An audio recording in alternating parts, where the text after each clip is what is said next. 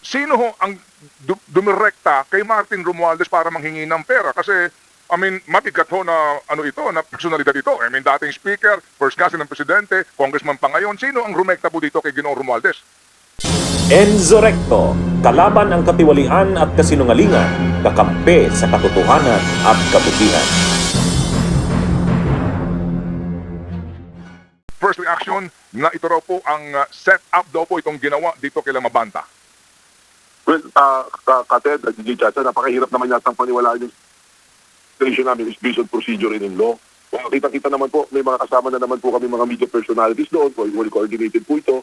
At yung makikita niyo po naglalabasan ng mga video clips, hindi na po galing na sa NBI yun, nag-meeting muna sila ron sa Peninsula, Manila Peninsula, lumipat po siya, nag-direct siya, at may mga conversation, nakikipag-usap talaga siya for the drop-off of the money po na hinihingi po niya.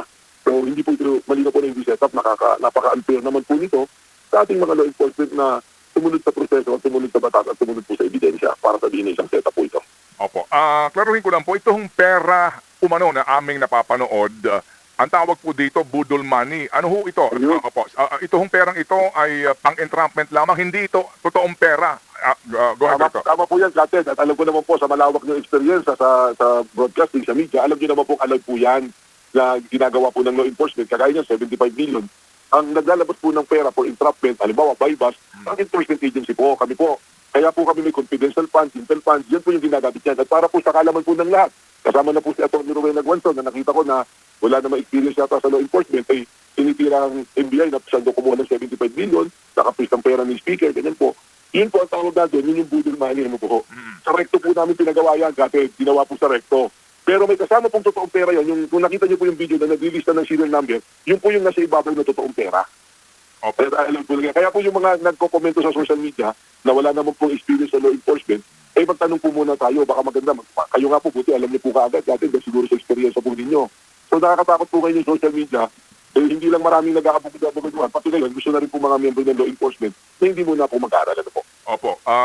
Tutulong lang ako sa paliwanag kasi nga una pa lang po, nung napanood natin to, agad mo nang iisipin nga na hindi ito actual na 75 million pesos. Kasi saan ka kukuha ng ganong kalaking halaga at kapag yan ay naging bahagi na rin po ng ebidensya, ay hawakan po ng kukuha niya 75 million. Tama po yan. Ang ginagamit dyan ng mga law enforcers po, yung din ginagamit ng mga nanloloko, yung budol-budol gang. Parehong-pareho po yan. Yung harapan lang ang totoo na pera. Opo. Opo. Tama po, yung po sinusulat natin, kung nakita niyo po yung video, yung ating po ente, may sinusulat na serial number, yun po yung mark money na tinatawag po. Opo. Yun lang harapan nun ang totoo. Yung pong the rest na mukha lang pong pera. Pero yung nga po ay fake money para lang po pang entrapment. Yan usually pong ginagamit ng law enforcers. Anyway, gusto ko lang pong makakuha ng detalye dito. Kasi po, ang report mismo po at yung humarap nga sa kahapon sa press con din, itong si Ginoong John Mark Santiago, sinasabi niya na nagkakaroon ng negosasyon dito years ago. Pero nabuhay lamang ito at nagreklamo umano si Mr. Martin Romualdez nung magpadala ng teaser na video.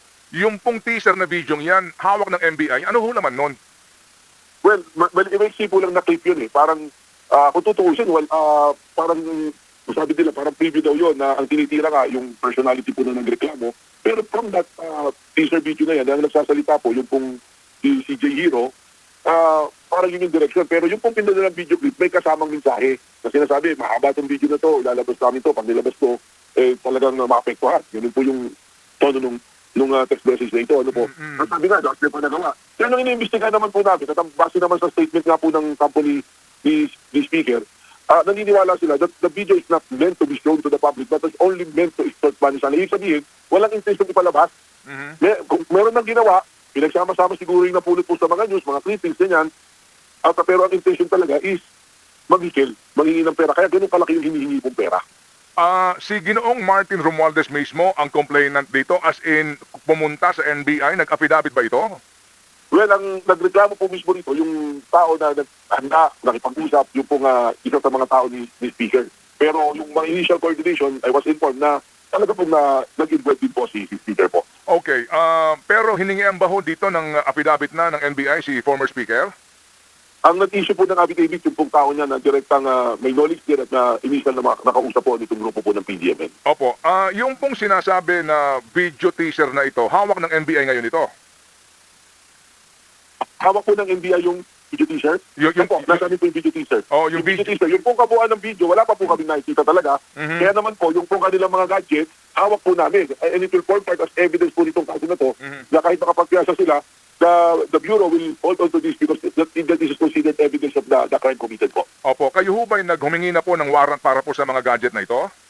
Well, hihingi po kami ng cyber warrant, pero technically po, under the law, pagka po you are arrested at dala mo yan, we have the authority po na nabukta na po yan at tignan. Pero just to be sure, para wala pong issue na pinakialaman, sinet up, magsisecure po kami ng cyber warrant po na tinatawag. Opo, pati po itong gadget, cellphone itong si Mr. Mabanta hawak ng NBI. Sa amin po, yung mga cellphone at gadgets po nila. Okay. Na ganun. Na, Opo, kasi may dito ho siguro nabasa niyo po yung kanyang statement no? Na meron siya sinasabi dito na sabi niya no, in light of this, even before the arrest, I gave specific explicit instructions that if anything, literally anything, be it fatal or injurious, happens to any of us in any capacity, our legal teams and trusted allies are to fully publish the 90-minute expose on every social media platform for everyone in the Philippines to see. Kahapon po nangyari yung sinasabing arrest. Naghihintay kami ngayon dito sa sinasabing 90-minute na expose na ito. Kayo ho ba meron? Yun na nga po. Opo, go ahead, sir. Sige po. Yun na nga po yung kasama para mga threat talaga eh. Mukhang ganun yata ang modus po ng grupo na ito. Kaya nga po, ako po, hawak namin yung mga gadgets. Mga gadgets po nila, magsa-cyber warrant po tayo. Nakikita namin lahat po ng mensahe dyan, pakikipag-usap at sino-sino ang mga kinausap at kung may mga ganun pang pangyayari. Sige sabihin, we will develop po, magkakadevelop kami ng instances na mukhang gawain na talaga to. Mukhang itong si congressman na ganito or si senator na ganito, nahingan din. Ginamit din nung kanilang platform para manghingi ng pera. So, isabihin, this is sa Pasig.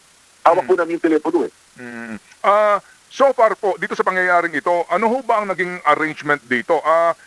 Sino ho ang dumirekta kay Martin Romualdez para manghingi ng pera? Kasi, matigat ho na na personalidad ito. Dating speaker, first cousin ng presidente, congressman pa ngayon. Sino ang rumekta po dito kay Ginoong Romualdez? Base po doon sa mga nakalap naming ebidensya, ipinarating po ito through intermediaries ng mga malalapit na speaker. Kaya nga po yung nag-issue ng affidavit po rito, Sir Ted, is yung tao na nakaalam nito. Yung po yung pangyayari niya, ano po. Pero hindi po rekta kay Mr. Romualdez ang panghihingi ng pera? Lumalabas po dito sa hindi po directed na ganun, kundi through intermediaries. Unless meron po kaming hindi nakita na nakapag-usap sila ng diretso, and that will be the one na makikita nga natin pag nabuksan po natin yung telepono po ni Mr. Pangkamamata. Bunyog, bunyog, halikan na kasama ka. Bunyog, kapag buklod ay may pag-asa. Luzon, Visayas, Mindanao, isa ang pananaw. Sa bagong Pilipinas ang bunyog isisigaw.